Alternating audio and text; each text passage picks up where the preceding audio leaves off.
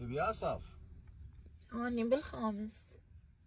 انت رايح الحين المعلمين تدرسين دورة عندك؟ اي داخلة دورات. انا كانت عندي خط مال طالبات بس بطلت معتي ما ارتاحت لهن. اذا عندك بنات مشينا تجيبي لي بنات للخط وما اخذ من عندك.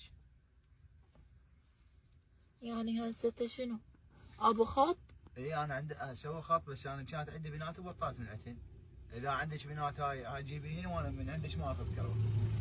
ليش ما تاخذ من عندي؟ مو انا ارتاحيتك وحبيتك يعني ما اخذ منك كرو وانت راح تجيبي طالبات ما اخذ على حساب الصيف. اوه يعني لا تفهمين غلط. ما ادري ايش اقول لك. يعني لا تفهمين غلط. لا عادي عادي. عادي حبي.